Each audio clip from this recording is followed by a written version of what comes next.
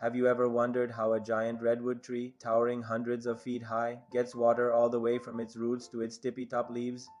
It's not magic, it's an incredible feat of natural engineering.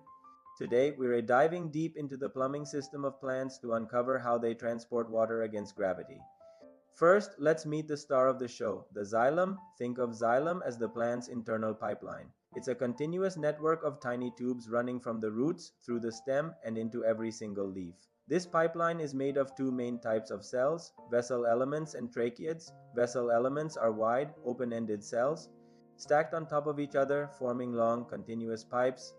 They offer very little resistance, allowing water to flow freely. Tracheids are longer, narrower cells with tapered ends. Water has to move through small pits from one cell to the next. What's truly amazing is that these cells are dead at maturity. They have no cytoplasm or organelles, making them completely hollow, like empty straws.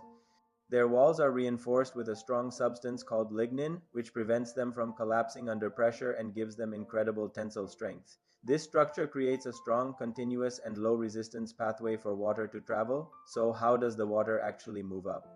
The most widely accepted explanation is the cohesion tension theory. The key idea here is that water is pulled up from the top, not pushed from the bottom. It all starts in the leaves with a process called transpiration. When a plant opens tiny pores on its leaves, called stomata, to take in carbon dioxide, water evaporates out. This evaporation creates a negative pressure, or tension, essentially a suction force. This suction pulls water from the xylem in the leaf veins to replace what was lost. Now, here's where water's special properties come into play. Water molecules are sticky. They stick to each other through a property called cohesion, thanks to hydrogen bonds. This creates an unbroken chain or column of water molecules all the way from the leaves down to the roots.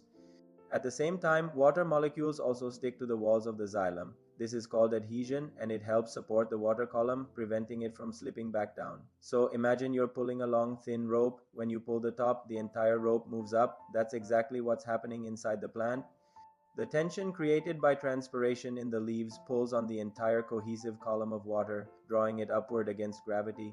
On a hot, dry day, the tension inside the xylem can become incredibly strong, confirming that this pulling force is powerful enough to lift water to the top of the tallest trees. But what prevents this delicate water column from breaking? The strong cohesion between water molecules acts like a glue. Plus, the narrowness of the xylem tubes makes it difficult for air bubbles, which could break the column, to form. And if a bubble or embolism does form, plants have clever ways to repair the damage or grow new xylem to bypass the blockage.